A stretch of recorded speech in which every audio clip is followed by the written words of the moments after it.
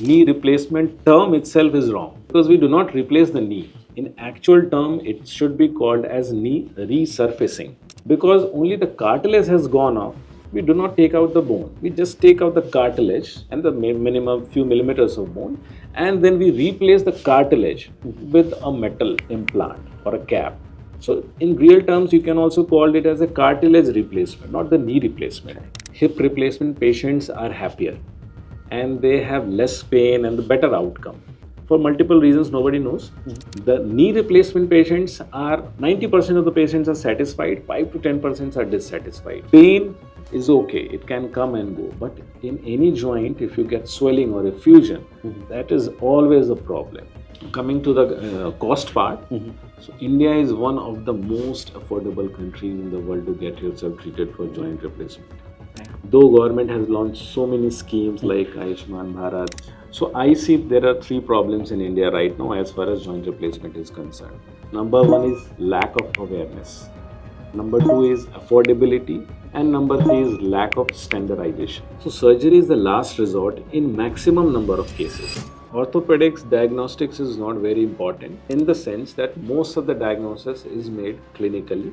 On examination, both the hips were damaged. She was walking with a waddling gait, no movement at the hips were fused. She came to India, didn't have much money, and I was able to help her. I operated both her hips. Joint replacement, pediatric orthopedics, there are multiple options of your choice. You can choose and you can excel in that field. We rely on the Western countries for everything because in our country, the thesis or the research, they are taken very lightly. So we have got apps for insurance, but we don't have a proper software for managing our data in healthcare. Welcome to Talking Through. My name is Rahul, and today I am feeling really honored to host our today's guest. He is a leading orthopedic surgeon and specialized in joint replacement and sports injury. So, without any further ado, let's welcome our today's guest, Dr. Sumit Anand. Dr. Anand, thank you so much for taking time out for this podcast. I really appreciate. And just to formally start this podcast, I like to request you if you can share some more details about your personal and professional experience, then we can move ahead with this podcast. Thank you. First of all, a very warm thank you to Rahul for inviting me My pleasure, to sir. your podcast and giving me this platform to speak about myself and my field. So, I am Dr. Sumit Anand. I am heading the Department of Orthopedics at Apollo Spectra Hospital in Gurgaon. My specialization is joint replacement and sports injury. So, joint replacement basically means surgeries around the joint, mostly knee joint and hip joint. These are the commonest joints which are damaged and can be corrected with joint replacement surgeries, and sometimes also shoulder joint. So this is my specialization, and also have degrees and certificates for sports injury, which involve again the injuries that we sustain during playing sports or exercising, or sometimes overuse injuries also, including the ligament and meniscus and labral injuries. Right, So, right. so this is my field. And I know that you have been trained across the globe in multiple countries. So just like to know, basis on your experience, where you see advancement in the technology in hip and joint replacement, and in terms of this advancement, where we are, where is India right now as compared to the countries you have trained?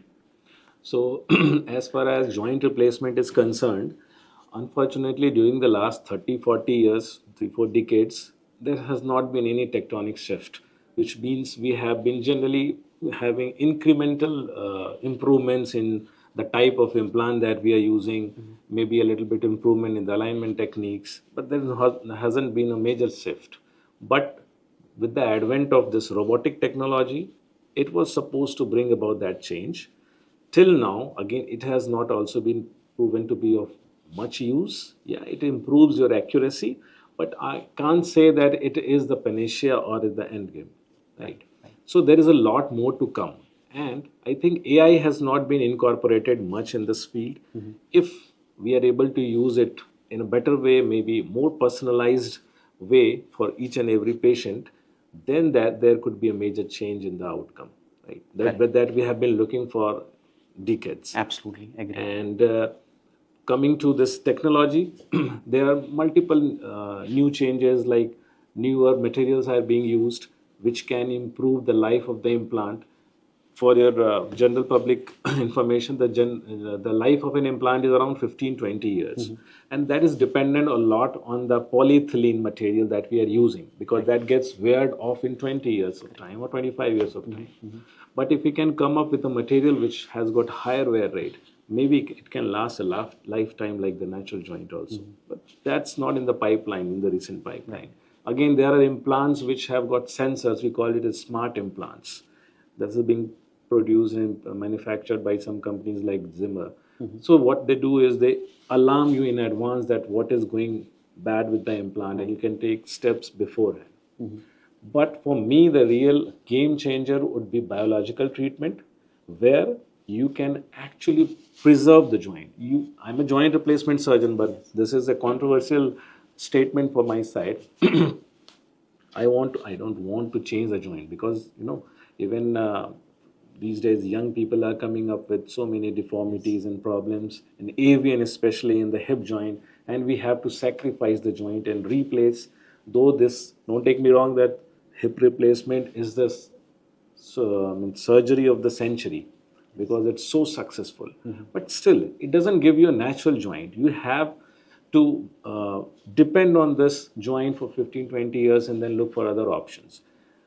In future, maybe if we have the stem cell therapies or other biological treatment, they succeed in predictable way, then we will may be able to, in future, may be able to preserve the joint without taking out the natural joint. That is the future. Agreed. And as we briefly talked about use of AI, so I also believe that it can be very useful in terms of giving any prediction related to bone health, Exactly. any alarming signs when you need to go for a surgery or anything need to be corrected through medicines or change of lifestyle. So AI will definitely play a crucial role in the predictive modeling of any sort of alignment or disease. Yeah, Right. that's right.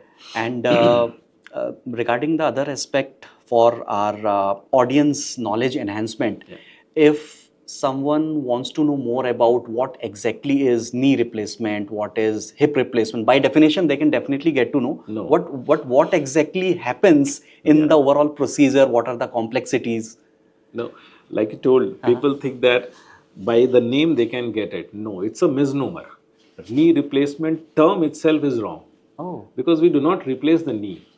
So if we talk about knee replacement, real knee replacement would be to take out all the bone from the knee joint, like we do for, like, say, kidney replacement or heart replacement. We take out the old entire one organ. and you put in a new one. Nothing of that sort happens for the knee joint. You just work on the surface of the knee. In actual term, it should be called as knee resurfacing. It's like, let's say you have a wall and the paint has worn off. So what do? You just take out the old painted off paint and then you put a new layer of paint, right? You do not take down the wall. Similar thing happens with the knee. Just the surface, the knee has, any joint for that matter, has got a layer of cartilage. Wherever two bones meet, we have got cartilage layer, so that there is no friction while moving, there is no pain while moving. But if this cartilage wears off and then you start having friction and pain and all, then the problem, that is called arthritis. So, because only the cartilage has gone off, we do not take out the bone. We just take out the cartilage and the minimum few millimeters of bone, and then we replace the cartilage with a metal implant or a cap. So, in real terms, you can also call it as a cartilage replacement, not the knee replacement. Sometimes what happens, somebody gets a big tumor in the knee. Then in that case, we have to take out the bone along with the tumor. And then we have to put in a metal chunk, few kgs of metal. That is real knee replacement. That is rarely required, but yes, what we talk about in general day-to-day life is a cartilage replacement or a knee resurfacing.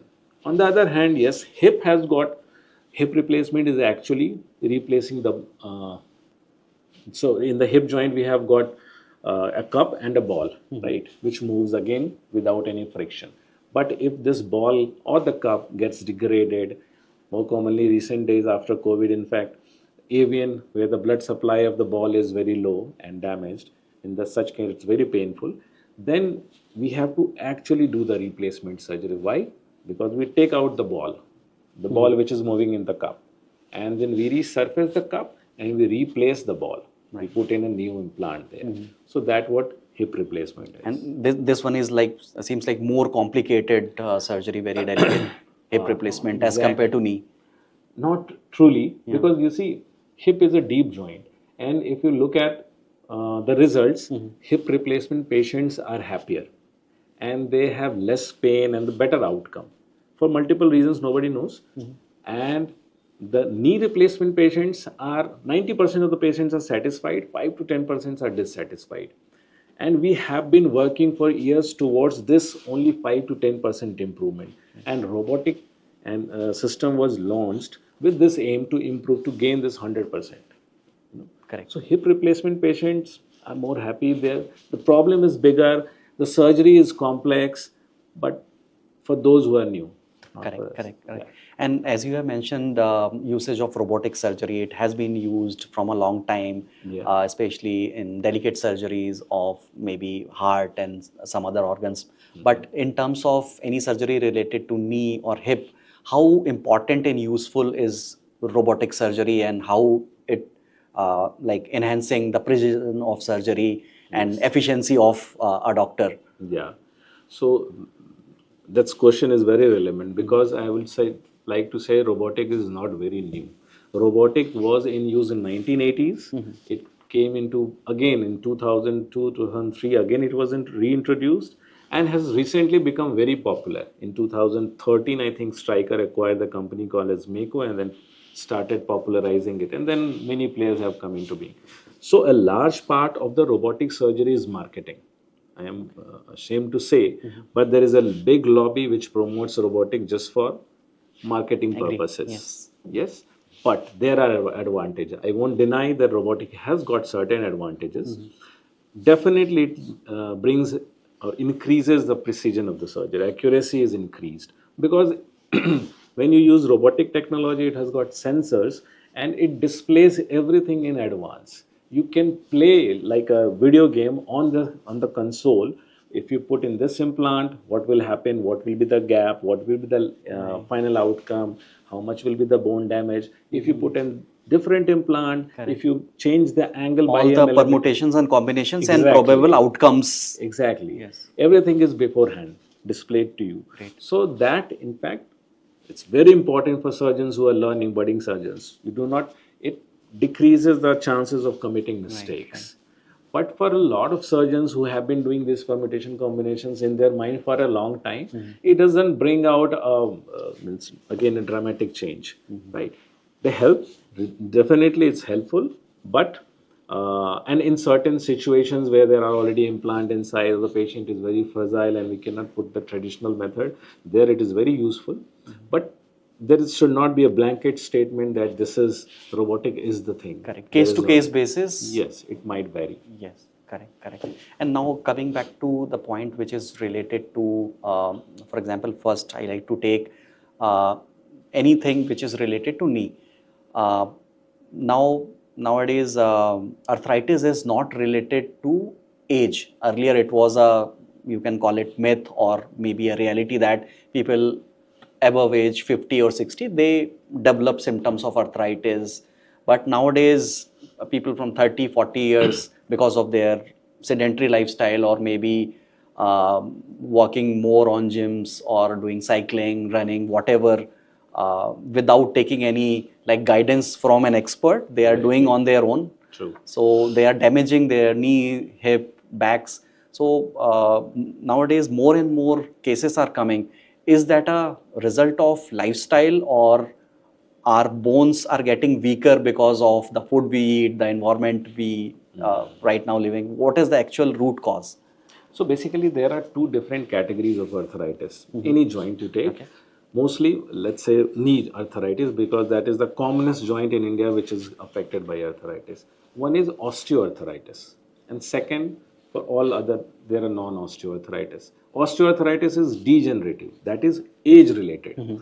It's like the tire, if you use too much of your tire, it will get worn off, right? That is what happens with your knee after 50, 60 years of age generally. And this is osteoarthritis. That is osteodegenerative arthritis. And then that is something you can actually prevent that also if you keep your weight in check and your diet is good and your exercise and your muscles are healthy. But the other group I am talking about is of arthritis that happens after an injury, traumatic arthritis. Let's say you get a fracture in your bone and you do not get it treated because it was a small fracture, right? But then your joint is no more congruent. It has become irregular. So over a period of 10, 20 years, what will happen is that it will erode the cartilage because there is a step there and that can damage the cartilage and eventually will lead to the same problems as osteoarthritis. So that is called a post-traumatic osteoarthritis. Second type of non-degenerative arthritis could be because of infection. A lot of people still in India are coming with TB of the knee, tuberculosis, and that damages the knee. That is called infective arthritis. There can be because of uric acid problems also. High uric acid crystals getting deposited into your knee and then damaging the cartilage, leading to arthritis. It can happen after an injury like ligament, sports injury. A lot of people, when they get their meniscus again is a structure, is like a washer or pad in the knee, which acts to absorb the shock while you're running, while you're jumping and exercising, treadmill and all. Let's say you get injury into the meniscus and your doctor advises the surgery. Generally, it is done for more than grade 3 injury, and you do not get it treated. You rather restrict your activities. You say, I won't go for sports, I won't walk much, I will just rather restrict my activity. In that case, even if you are going upstairs, downstairs, your ligament is also damaged, your meniscus is damaged. So eventually you start damaging your cartilage. That is not because of the age, that is because you ignored your problem. There's something that was fixable. You didn't fix it for various reasons again. But you now land up in arthritis and you have to go for a bigger surgery, which is knee replacement, which is more restrictive. But you could have saved it. Like we say, stitch in time saves 9, right? Exactly. So that is what is happening. Again, like you said, lifestyle. Definitely, lifestyle has a problem. More so in Delhi NCR where there is so much of pollution. So oxidants are damaging each and every cell. Why won't they damage that joints, right? True. So conditions like rheumatoid arthritis, ankylosing, these are called inflammatory arthritis. These are becoming very common in young age group. Juvenile rheumatoid arthritis, people or patients as young as 18 and 20 years of age, they have to undergo joint replacement because they're so crippled because of this condition. So having a good diet is obviously and good lifestyle would be a saver. But we get to see a lot of young patients with these problems, mostly falling in this category. Right, right. And are there any like symptoms or alarming signs if I divide that like in adults and in kids, right? Are there any alarming signs? If you see such symptoms, you always need to go to doctor and get yourself checked. So generally speaking, if you say any pain which is long lasting, pain, so avoid doing self-medication, because it's very easy in India to go to the pharmacy and get a painkiller. If you keep popping a painkiller and subsiding your pain, eventually it comes out as a major problem. So do not take painkillers or over-the-counter drugs too frequently. Once in a while, it's okay. I know everyone cannot consult a doctor for every muscle ache. That is very much practical. But yes, if the pain is persistent for long, and go to the right doctor. Going just to a physiotherapist sometimes who is not actually expert in this field, or to sometimes chiropractors, or to maybe Ayurvedic doctors. I am not, no offense to anyone, they are expert in their fields. But if you have a problem in your joint or a muscle or a bone, go to an orthopedician because they have been trained to look into this, right? And secondly, alarming sign would be if there is too much swelling. Swelling always is problematic. Pain is okay, it can come and go, but in any joint, if you get swelling or effusion, that is always a problem. It's never ever benign. It has to be because of a major injury. It could be effusion because of infection, rheumatoid, uric acid deposition, could be anything. So swelling is a red flag. If you see effusion, I'm telling about the swelling in the joints, then go see a doctor. Correct. Pain which is not coming down with pain medications, if you get associated symptoms like stiffness, fever, difficulty in walking, your daily life is getting affected, let's see a doctor, consult him, and also follow what he says. Or if you do not like Very common problem in our country. If you go to a private doctor and he says that you need surgery, you straight away think that he is talking because of monetary reasons. Why don't you just go to a government hospital for second opinion, right? Rather than delaying and just denying what he is saying as true, go to a government hospital. Maybe you can come back to that surgeon and get treated as a private patient. But for opinion, if you have any doubt, you don't trust your doctor, then you can go to a government hospital. Because I have not seen generally doctors who are misguiding people. There are certain I can't say about them, but mostly doctors or surgeons are also humans and they have families. They do not go against means what is being taught. Correct, correct. And Dr. Saab, there are a couple of things, I'm not sure if they are interrelated, but I have seen many patients who have some vascular disease, maybe varicose vein, and that can lead to damage of their knees or other parts. So if someone is having any sort of symptoms, at times they are confused that they need to go to a radiologist to get themselves checked for a or a vascular surgeon, or if they should go to an orthopedic. So in such cases, any advice, what should be the right step? Like Yes. what all doctors they need to consult in such cases, or anything related to uric acid which can lead to damage of bones and other things. So uric acid, if you're talking about uric acid, that definitely you can go to your orthopedician or a physician. Right. The treatment is very easy. You just have to take few medications and restrict your diet for purine. But if talking about varicose veins, that is totally different. That is not an orthopedic problem, and that does not lead to knee pain. Generally, people with knee pain have limited mobility, and they can subsequently develop varicose veins. That's a possibility. Right. But knee arthritis is not related, and you should go. Means I would suggest you can go to an interventional radiologist also or a vascular surgeon, and depending on the grade of varicosity, they would suggest you maybe just conservative treatment like stockings or maybe laser or some sclerosing agent injection. There are multiple treatments available. Right. But get treated. Otherwise, I see people coming to me for knee replacement, but I see there is a big ulcer on the feet, both the feet. Why? Because they have been ignoring their varicose veins. Now, I cannot operate because that's a nidus of infections. That's a source that can infect my joint. So I ask them to first get treated by a vascular surgeon for this and then come back to me. So don't ignore small things like this, varicose vein. Right. Now coming back to that orthopedic part. So if God forbid, if someone has some problem in their joints or knee and they need some operations or any implants. So nowadays, considering the technological advancement and availability of implants in India, earlier it was always the case that we were using imported implants, but maybe some Indian companies, they are indigenously building.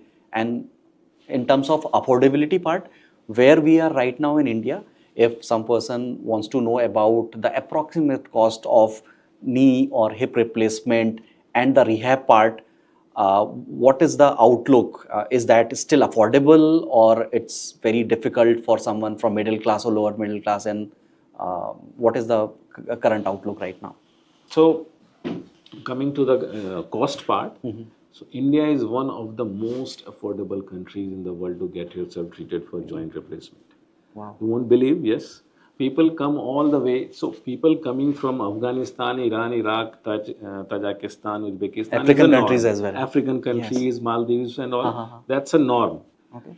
We do get patients from Canada, from UK, from Australia. You know why? Because there is a long waiting list there. I will tell you a story that I had a patient from Calgary in Canada. So he was a young guy around 45 years. His hip was damaged, knee was also damaged, and he was not getting a date for from his surgeon, orthopedic surgeon, for consultation, first consultation. He had immense pain. He had lost his job, and he was barely walking. His wife was very called me one day, and then they tried, no, we are not able to see the doctor. What do we do? They had the X-ray. They sent me the X-ray. I said, advise surgery. That is the last option because this is advanced arthritis. They said, okay, we will try. We are insured here. They had insurance, but they were not getting the date. Anyways, for 6 months past, they didn't get anything to support from their local doctor or government. They flew to India. They came to me in the morning because they arrived late night and they came to see in the morning. I advised MRI also. They got the MRI done. They again saw me in the evening, and I advised the surgery. And then the next day, surgery was planned. So he was literally in tears because he had not been able to see his surgeon for 2 years now. And in India, he got to meet me the same day twice. And he was like, "Are you the surgeon, real surgeon? Because I can't believe that I am meeting my operating surgeon 2 times in a day. I got my MRI done the same day. I got the report the same day, and I'm being operated tomorrow." So this was so exhilarating for him, and we went very well. So that is the situation in India, that affordability still, as far as I told you, compared to other countries, but looking at the price point in India from Indian perspective, there are people, poverty is a problem in our country. Per capita income is low. So affordability is still an issue. Right, right. Though government has launched so many schemes like Ayushman Bharat and CGHS, even with these things, because the penetration is still low, and the cause for that, there is a fault in Ayushman. The packages are low. Not every hospital or corporate hospital will start taking up the cases on this behalf. So maybe if the government works more on this problem, they increase the rates, then this will be more easily available to the people of And India. I believe all the aspects of the surgery and rehab is maybe not covered. Maybe they are just Yes. covering the implant part or maybe the surgery, but not the entire Not spectrum. entire thing, yes. But they means practically it's not possible the kind of package they are giving. They are giving medications also, but no hospital can afford to do. See, a surgery like knee replacement, the minimum cost in a good hospital, in a good means average at least decent hospital, should be around 2.5 lakhs rupees for one knee, I am saying. And the government package is 80,000 or 90,000. So you cannot afford, means you cannot have the best of the both worlds. Either you compromise on quality, then right, Yes. or you start using implants which are very cheap and not long lasting, or sterility will not be there because hospital will not be maintained such hospitals, right? So there has to be a balance. Right. With this kind of package, that's a problem here.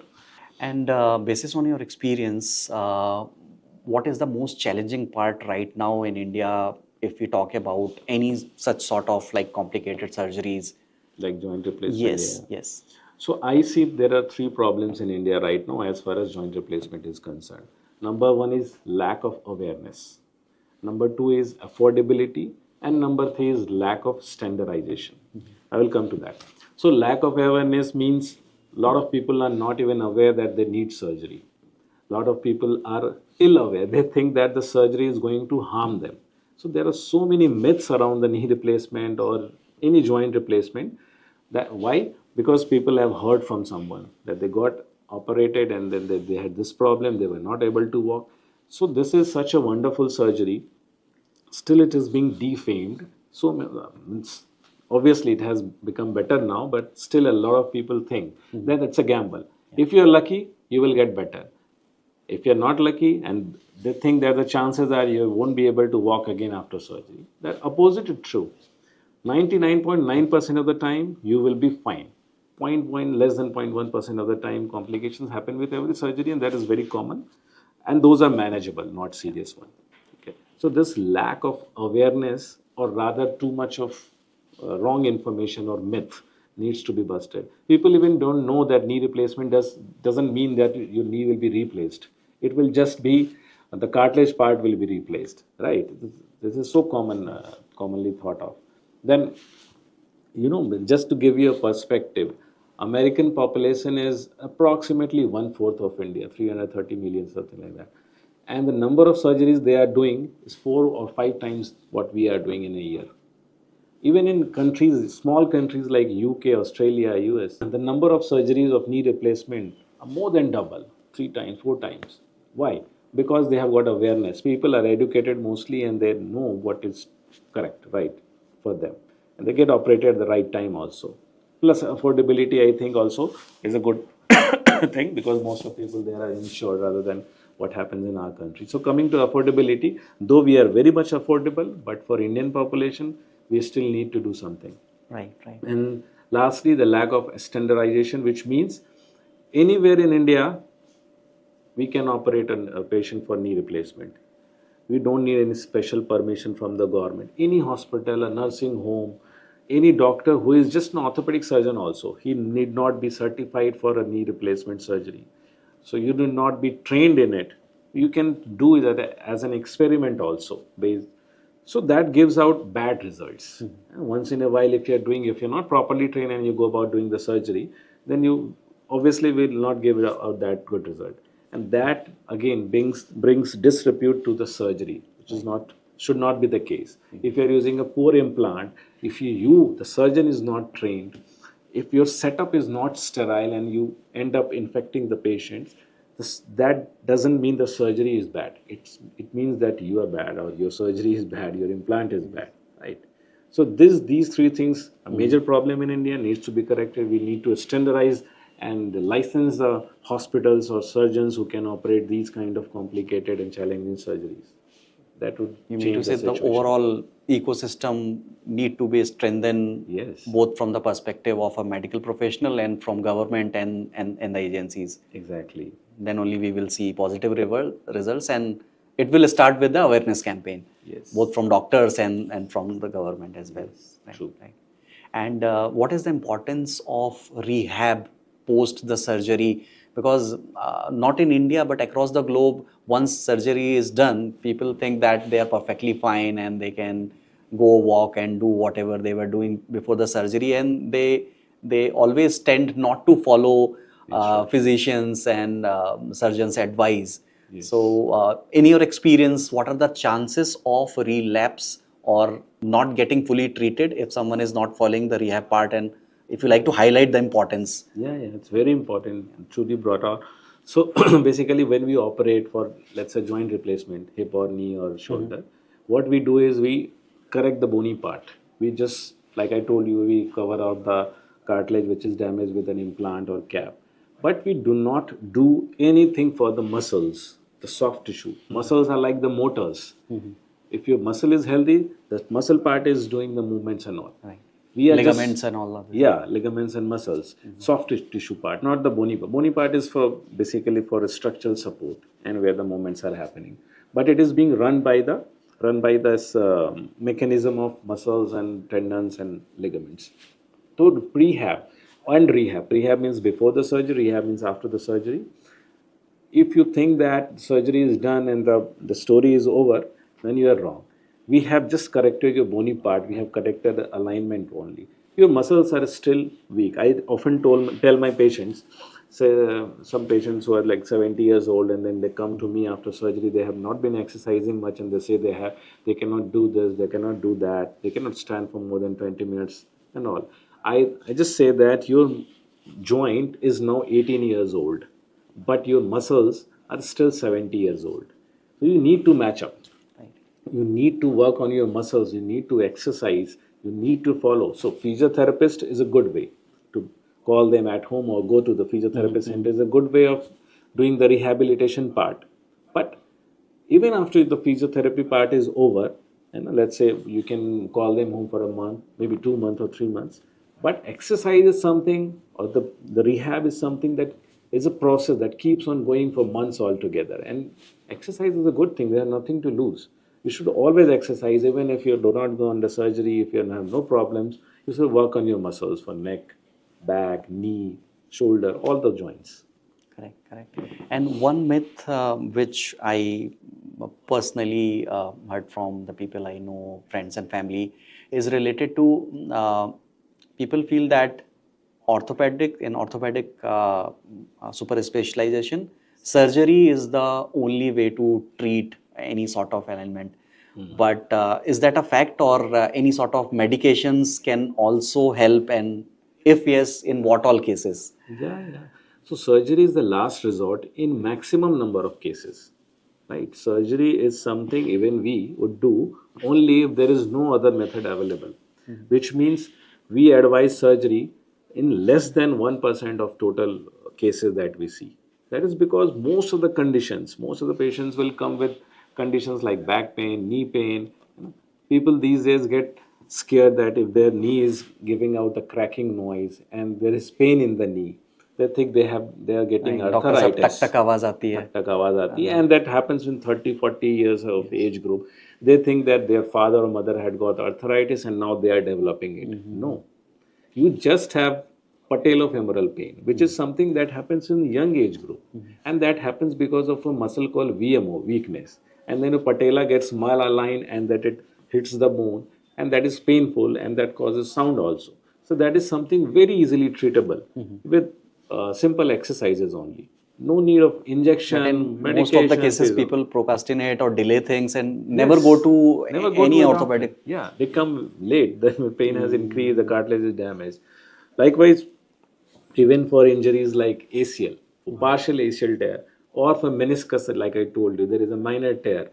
So these tears are generally treated conservatively.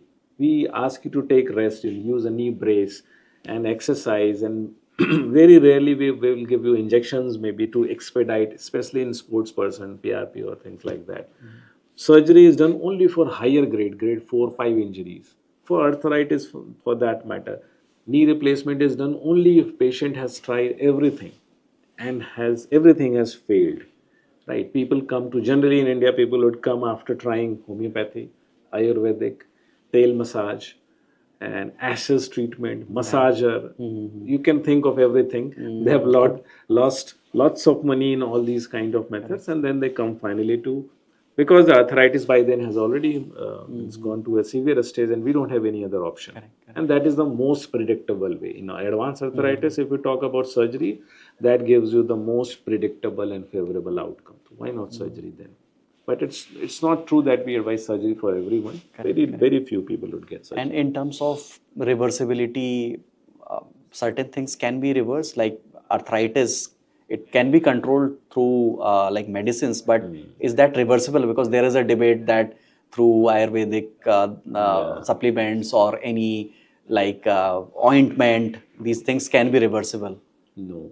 Unfortunately, I just told you I'm waiting for that game changer, that biological treatment comes our way and we are able to actually restore the joint. Unfortunately, it hasn't happened till date. Every I Maybe respect. through stem cell therapy. Yes, that is maybe in future, because they are partially successful today also, not completely. So like fields like Ayurvedic, homeopathic, and these are good in some ways, but when you give false assurance to the patient just for the sake of making money, I don't support that thing. If you are so successful in your treatment, any therapy, my boss used to tell me, any religion, for him it was, if teaches us good thing, it becomes popular. Any treatment, if it is successful and effective, it will become popular no matter what. Even a homeopathy, if it is very effective and predictable, it will spread all over the world and become very popular. So currently, there is no such treatment. Why would we not use a treatment? If they are Ayurvedic people use allopathic drugs, we can also use, but you have to be effective. You are not currently. So unfortunately, we cannot reverse. So what do we do then? Suppose you get diagnosed with arthritis at an early stage. In that case, see a doctor, he will examine. If the stage is early, we have treatment options like you can reduce your body weight. Yes. You can do regular physical exercises, 30-40 minutes of daily walk. Keep yourself hydrated. Your vitamin D, vitamin B12, calcium levels should be good, right? If you do these things, maybe this your early arthritis can be prolonged for 10 to 20 years, and maybe you don't need surgery in your lifetime also. But you have to act at the right time, and you have to follow what is being told. Absolutely. If you keep, this happens with my mother also, I keep asking her not to squat and sit on the floor because she has arthritis. But she keeps doing it, so I cannot then help her. She is eventually going to have knee arthritis and need surgery. And in terms of understanding the preventive ways, any suggestions on the kind of diagnostic test anyone can go through, like once in 3-4 years if they have some symptoms, or any sort of like lifestyle change which you have mentioned that a couple of things related to the way we sit, stand, run. Yes. So, any suggestions from your end, specifically related to any diagnostic test we can perform on ourselves and get ourselves tested, and then decide if we need to visit any doctor or not? So, fortunately for people, for orthopedics, diagnostics is not very important in the sense that most of the diagnosis is made clinically on examination. Like physical And examination, physical moving. examination, yes, when we check, when you move your joint and we palpate and we do. Okay. And 99% of the diagnosis is made on X-ray alone. MRI, CT, PET scan, these are rarely required. For ligament injuries, yes, you need. Otherwise, even ligament injuries are clinically diagnosed and confirmed on MRI only. Okay. So you don't need very fancy tests or blood tests and all.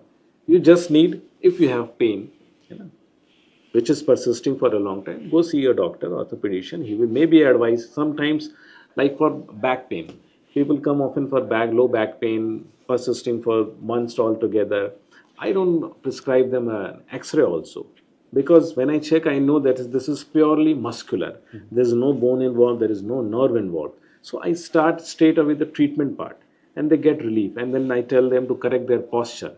Do not bend forward, sit with your backrest on, do not sit on the bed, do not bend forward to pick things up, things like that. Start exercising, lose weight, take healthy food, and they get better. They don't need X-ray for even such problems.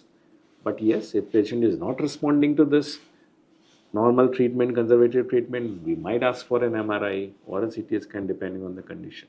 So no fancy tests, and you don't need to get tested like generally you get blood tests done. If you're talking about that blood test part, that the packages are there online available. For orthopedics, nothing particular, but yes, B12 and calcium and vitamin D3. These three things should be kept in non-normal range. Right, right. And there is one myth which I heard a lot related to vitamin D deficiency that can lead to disruption in bone health. So is that a actual case? Vitamin D is very important. I do not test my patients again. Either you can get tested for vitamin D deficiency, or you can start the treatment. Why? Because I have never met a person in my life, a patient in my life, who has got a normal vitamin D. Never ever. I have tried this, unless until he or The she normal has. range is like 100, correct? That depends. Mostly, it's more than 30. Okay, more than Depends on the lab also. Understood. In Lal Path, it is more than 100, 90 and 100. So anyway, the problem is we know that you are deficient. So patient might come to me for a knee pain, for a back pain, for a heel pain, for a thumb pain. But I will always prescribe him vitamin D3 and B12, because I know you have not been taking enough sunlight.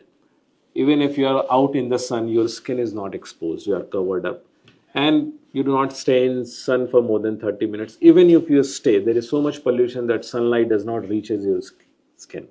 And unless until the sunlight reacts with the skin, there is a cholesterol in your skin that forms the vitamin D, you cannot naturally form it. Right. And there is no good means edible source or dietary source of vitamin D. So why not take it as a supplement? So I advise everyone to take initially to load up with weekly dosing, and then for maintenance once a month. Because if your vitamin D is low, doesn't matter how much calcium you take from your food, it is not going to be absorbed. So eventually your bones are going to be weak, right? So calcium, there are abundance of calcium in diet, but if your vitamin D is low, It will not get absorbed. that is the problem. Right, right. But again, vitamin D, if we are taking as a supplement or as an injection, it has to be under clinical guidance, and there has to be a like stop point There is a after stop. 3 months or 6 months. You need to again get it checked, and if levels are perfectly fine, you can stop taking any supplements. Exactly, because unlike vitamin B12, which is again a vitamin which is very commonly deficient in our country because of vegetarian habits, so vitamin D is not like vitamin B12. In the sense, if it accumulates, it becomes toxic. There is a maximum limit of what vitamin D should be in your blood. Correct. Vitamin B12, whenever it's in excess, it will get Washed excreted. away, yes. Yes, Water- because it's water water soluble. soluble. Yes. D is something which gets on accumulating in the body. So and we have to be causes very problem. watchful. Yes. So people sometimes keep on taking vitamin D weekly for months or years altogether. Then there is a problem. That's why I tell them to take it once a month and then get checked in future after giving a gap of few weeks. If it's still low, you can load up again. Correct, correct. And Dr. Anand, you must have handled multiple cases in your career, very complicated cases. So, if you like to share any like case study from your end, which is like a life-changing event for any of your patient in terms of again gaining the mobility for any elderly patient or very young patient? So anything you like to share? There have been multiple instances, and I would like to share one of the stories. Any complicated thing, I mean to say. Yeah. So there was I won't call her a lady because she was just 25 years of her age. And she was from Tashkent in Uzbekistan. She came to me around, I think, 5, 6 years back, and her both the hips were damaged. She had got rheumatoid arthritis, juvenile rheumatoid arthritis. She was walking with a waddling gait, no movement at the hips were fused. She could not means take her legs apart or bend the knees or the hip. Everything was fused, and she kept like walking like this, almost in a wheelchair, somewhat crawling and all. And she came to India, didn't have much money. She worked for a salon or something, and came to cross me, and I was able to help her. I operated both her hips, in which was the minimum possible. It's cost-wise, I'm saying financially, which we could help. We did, and she did well after the surgery. Also, she went home back in 2 weeks' time. Recently, I went back to Tashkent for the first time. I went to Tashkent for a OPD last month. That's why it's fresh. And when I was doing my usual practice there and seeing patients in the OPD, I saw her coming to me, and I vividly remember this is the girl that I operated few years back, and she was walking freely, happily, and she came with a family. She has now 2 kids now with the husband. She was so happy, and she told everyone, the patients waiting there in the chamber and around, this doctor is super. Wonderful. So, So fulfilling. it's very grateful to be able to bring about change in the life of people. And Okay. she is now earning and doing everything like a normal person would do. Right, She's very satisfied and happy. Great, great.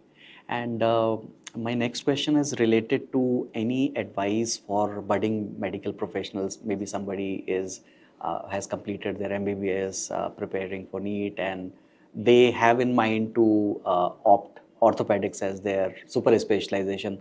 So, what should be their mindset considering the complexity of this particular field and growth potential, earning potential?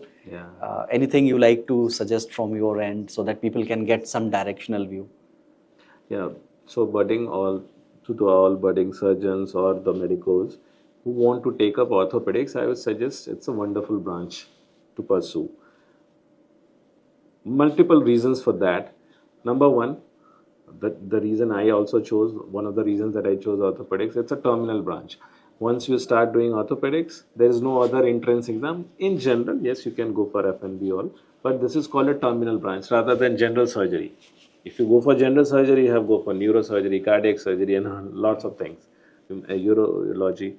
But in orthopedics, once you are done with orthopedics, you can do various fellowships for further enhancement of your skill and knowledge, but there is no entrance as such that you have to do. Orthopedician as such is a full surgeon. He can take decisions for all sports injuries, orthopedic trauma, spine, and everything, whatever he wants to. But my advice would be to focus on one field even in orthopedics. Like if you like spine, go for spine. Joint replacement, pediatric orthopedics, there are multiple options of your choice. You can choose and you can excel in that field. You can go to, it's always important to visit other countries to see how system works for other people in other countries, how they are so organized, where we are lacking, what can we bring to the table. When you become experienced surgeon, then you look back at these things and they think, yes, I have learned this from Switzerland, I have learned from USA, because they obviously they are doing things differently. So if you visit places, you gain knowledge and then come back and apply it here, you will have excellent results. Coming to the monetary part, never think about it because it's a byproduct. Like my mentor he still used to say that money will automatically follow if you are doing good work, and this is true. Money is never an issue for a surgeon, especially, and for a businessman also. But surgeon, because you're so satisfied with your work, you means change so many lives on a daily basis. People come to you with so much of hope, and then they go back with so much of thankfulness that you are always so much satisfied. And money comes. It might take some times. Few surgeons might start early, means earning very much very early, and some might take some time. But it will never bother you because your job satisfaction is at highest level. To be true. And money, I think for any surgeon is not very relevant, should not be very relevant. You should be able to lead a very comfortable life. From day one, you will be able to. And there is no end limit to it. There is nothing means you should do means unethical just for the sake of money, because you want one means yourself will criticize yourself and you will feel guilty in future if you do something like this. And even if you're doing your work honestly, you will as much as any average person will do, or more than that. Correct. So that's never an issue. Right. And as we know that Indian medical system has evolved pretty much in last 20, 30 years, but there are a lot of scope of improvement in our system and processes. Yes, we are handling lots of patient load, not only in the government hospital, but in private hospitals also, because of the medical benefits from government and insurance. Many people are started coming and they are pretty much aware about the treatments and other options. So, but if you would have been in a power position, anything you like to improve in Indian medical system just to make sure that patients are getting better and better treatment, and life of medicos is also like work-life balance can also be managed. Anything you like to incorporate, change, or any suggestion from your end So to make it more like robust and efficient?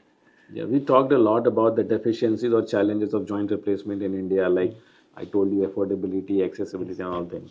But there are certain things which are very unique to India, and I'm proud to say that that's available only in India.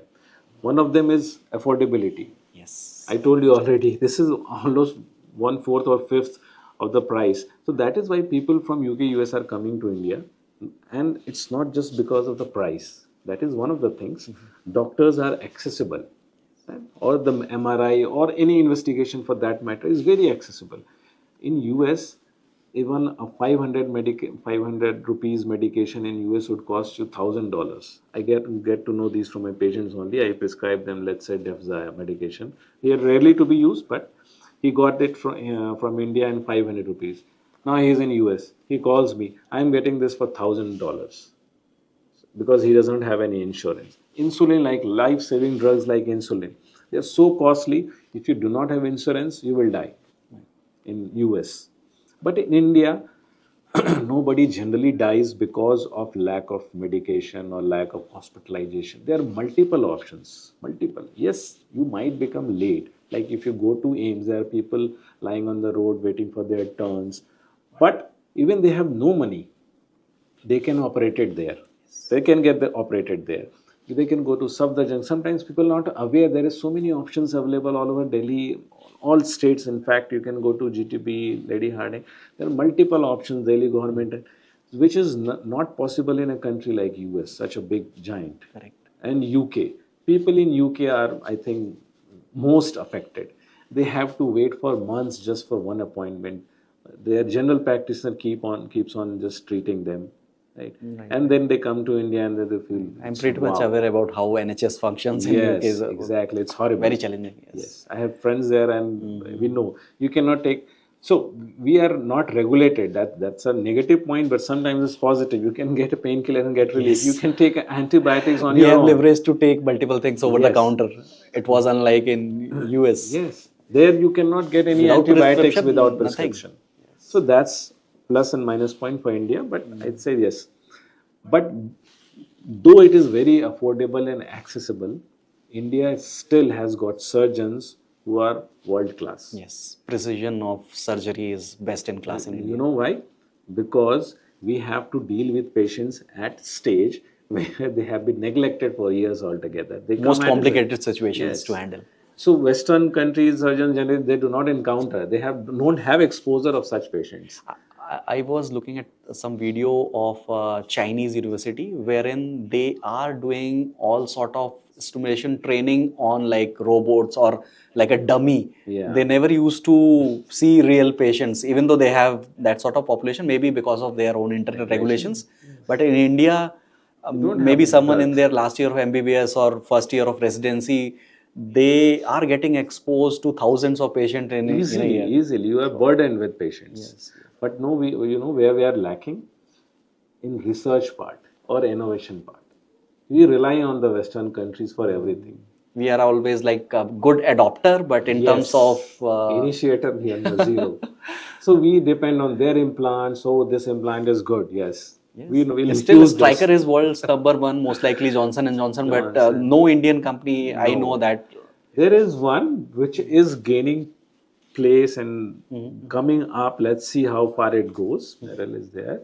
But there, generally speaking, that see, implant making an implant today is not a big deal. Yes. It's just a copy. We are not innovating to be true. Innovation has gone beyond that now. I would be happy. I know I can maybe if an Indian becomes a scientist or a surgeon who finds out a way where we can give 100% result in every patient, or we can preserve the joint I was talking about, the biological stem cell treatment.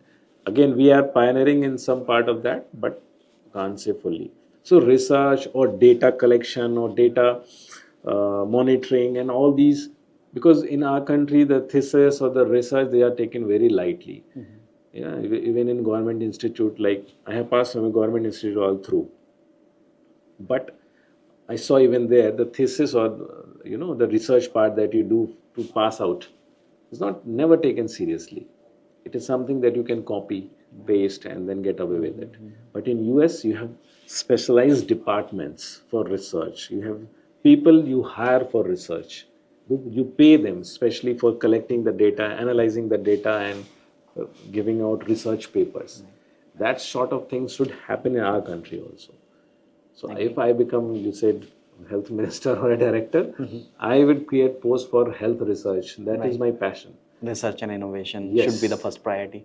I means have a developed, not myself developed, got an app developed, software developed to for particularly for joint replacement thing to research, means to store such kind of data and analyze and bring out papers also.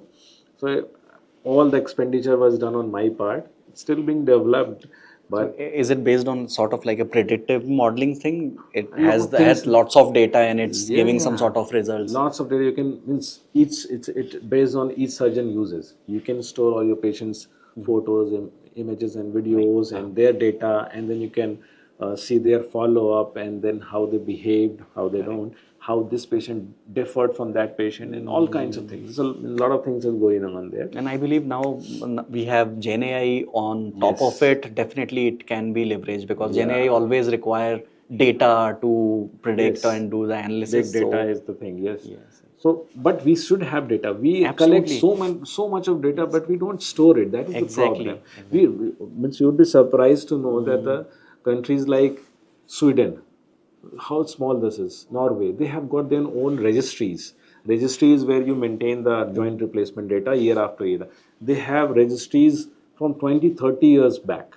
And we don't have a robust means registry. We are following which surgeons do not cooperate. There is a registry, but hardly anyone is enrolled. So we should work on these things. Electronic data management, if that can be done with like proper way, it can lead to like we can definitely get some insights related to any future predictions. So we have got apps for insurance and we have got apps for suites and the daily users, but we don't have a proper software for managing our data in healthcare. They are EMRs, but they are not. They're just for hospital users, not for research use or for doctor use. They are for billing purposes and for hospital ka MRD purposes, not for our use. So we need to bring out something so that in future we can say yes, India is excelling. But like India is today manufacturing defense tools and equipments, in future we can be building robots also in medical science. Dr. Saab, before we end this podcast, if you like to give any message to our audience in general, please go ahead. Yeah, I would like my listeners listeners of this podcast. I would like my listeners and the listeners of this podcast to stay active and stay healthy, because life is motion. If you stop doing things, eventually you will age early, you will be bed bound, and then you will realize how independent your life was.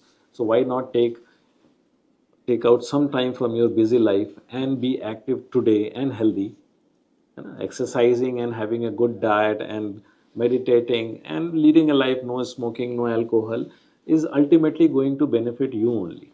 And you might be safe from a lot of conditions like cancer and arthritis and other things. So focus on a healthy life, and happy life will pursue. Thank you. Dr. Anand, again, thank you so much. It was really a knowledge enhancing session for me. I also get to know about so many things, and you have the kind of detailed knowledge at a grassroots level you have given in a very simplified terms. And whoever will watch this podcast, definitely they will also get benefit out of it. And we definitely like to do one more podcast with you, and basis on whatever like comments and other queries we will get on this podcast, we will decide on some specific topic and do a deep dive. That podcast will be dedicated to like one common theme. And till then, I really like to thank you for your precious time and guidance on this podcast. Thank you, Rahul, and thank you to the team. Thank you so much. Thanks a lot. Thanks.